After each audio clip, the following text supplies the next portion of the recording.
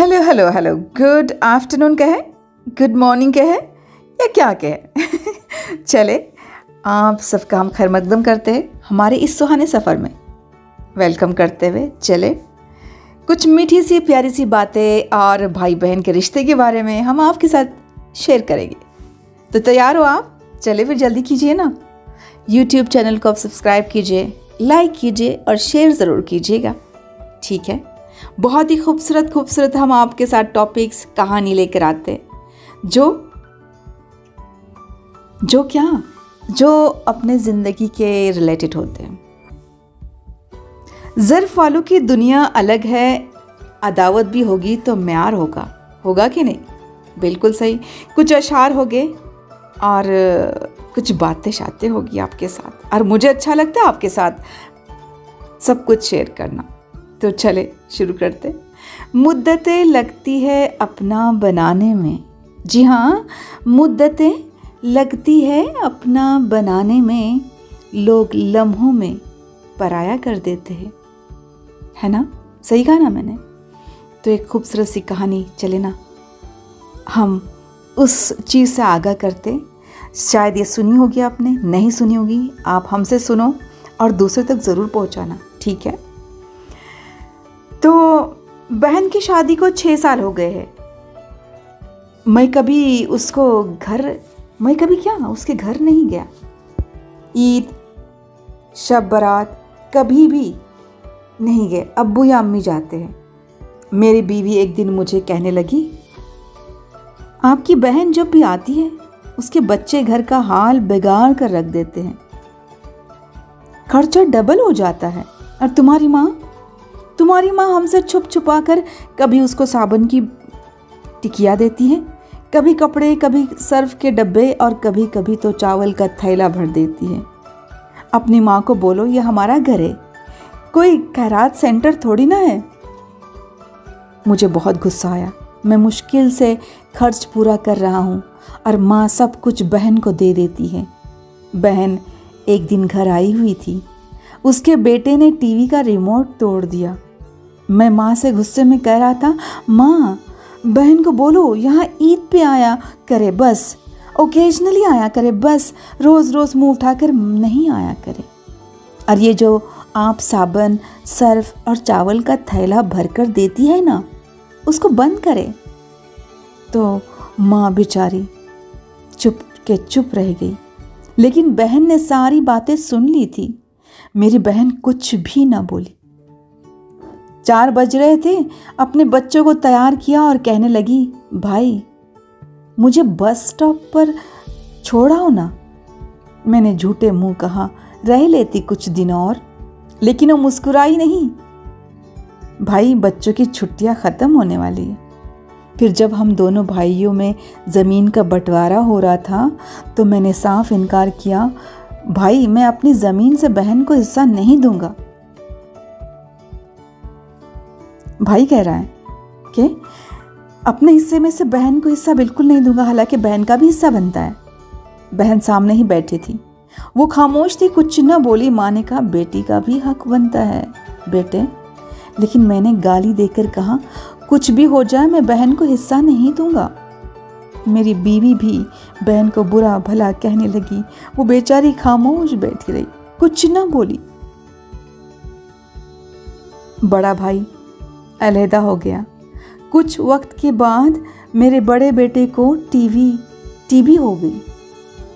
मेरे पास उसका इलाज करवाने के पैसे नहीं थे, बहुत परेशान था। मैं कर्ज भी ले लिया था, मैंने कर्जदार भी हो गया था। लाखों रुपए का कर्जा मेरे सर पर था।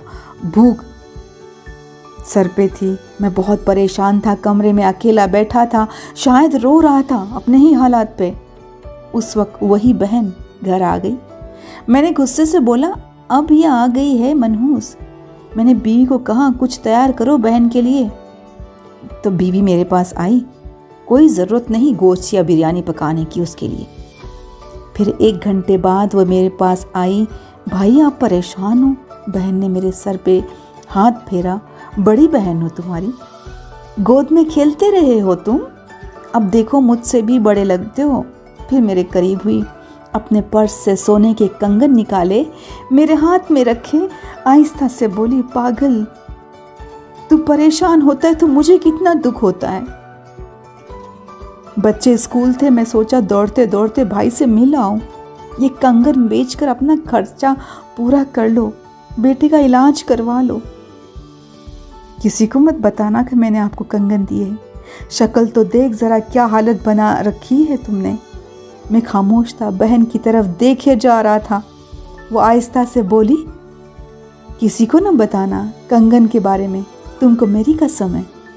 मेरे माथे पे बोसा किया और 1000 रुपये मुझे दे दिया, जो 150 के नोट थे, शायद उसके जमा पूंजी थी। मेरी जेब में डालकर बोली, बच्चों को गोश्त ला कर देना, परेशान न हुआ कर। जल्दी से अपना हाथ मेरे सर पे रखा और बोसा लिया और वो जल्दी से जाने लगी।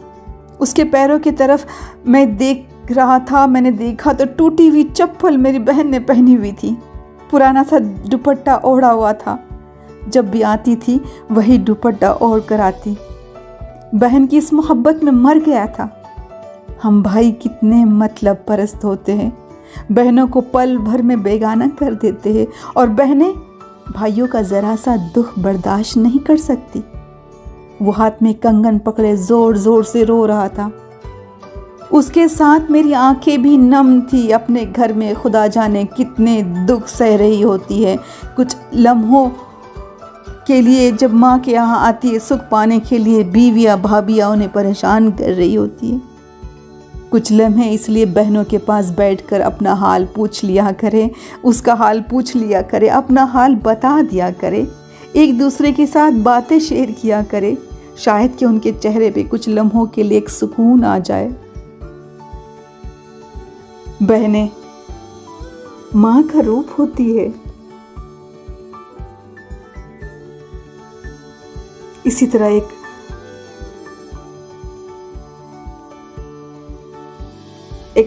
तरफ मुझे कुछ याद आ रहा है कि बेटा वालिद को गौर से पतंग उड़ाते देख रहा था।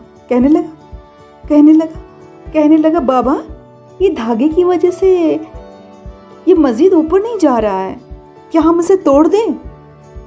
वालिद ने धागा तोड़ दिया। पतंग थोड़ा सा ऊपर गई, फिर लहराकर नीचे आ गई और दूर कहीं गिर गई। तब वालिद ने बेटे को समझाया, बेटा, जिंदगी में हम जिस ऊंचाई पर है, हमें अक्सर लगता है कि कुछ चीज़ें जिनसे हम बंधे हुए हैं हमें ऊपर जाने से रोक रही है, जैसे घर, वालिदैन, खानदान, रिश्ते। हम उनसे आज़ाद होना चाहते हैं। असल में यही वो धागे हैं जो हमें बुलंदियों पर संभाले रखते हैं। उनके बगैर हम एक बार तो ऊपर जाएंगे, फिर हमारा वही हशर होगा जो बिन धागे की पतंग का हुआ। लिहाजा अगर तुम जिंदगी में बुलंदियों पर बने रहना चाहते हो ना, तो कभी उन धागों से ताल्लुक मत तोड़ना, कभी मत तोड़ना। बाज़ औक़ात ऐसा भी होता है कि इंसान अपनी तमाम हैसियत को मफलूज तस्वुर करता है। उसे लगता है न वो बोल सकता है, न ही कुछ महसूस करने के काबिल रहता है। उसे लगता है जैसे कोई भी चीज़ उस पर असरअंदाज नहीं हो रही है। न किसी के आंसू, न किसी की मुस्कुराहट, न किसी की हमदर्दी दिल को भाती है, और न ही मोहब्बत का इजहार। बल्कि कभी कभी तो इस बात पर भी शक होने लगता है कि उसके सीने में दिल धड़क रहा है। इस्लाह के 100 अल्फाज से ज़्यादा तजुर्बे की एक ठोकर इंसान को मजबूत बना देती है। कुछ बातें समझाने पर नहीं, बल्कि खुद पर बीत जाने पर ही समझ आती है।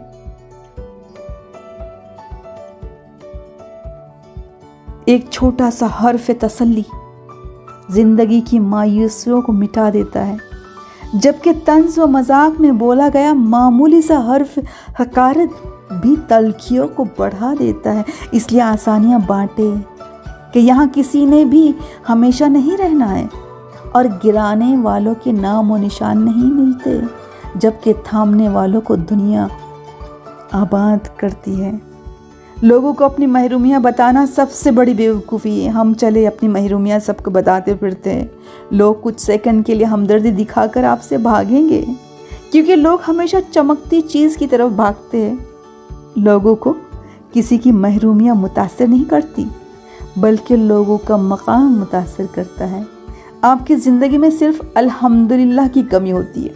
हम हर चीज़ पे अल्हम्दुलिल्लाह कहते हैं ना, जो आपको मायूसी और महरूमी के जाल से निकलने नहीं देती। अगर अल्हम्दुलिल्लाह को हर छोटी से छोटी बात के लिए अपनाया जाए तो दिल मुतमईन रहेगा।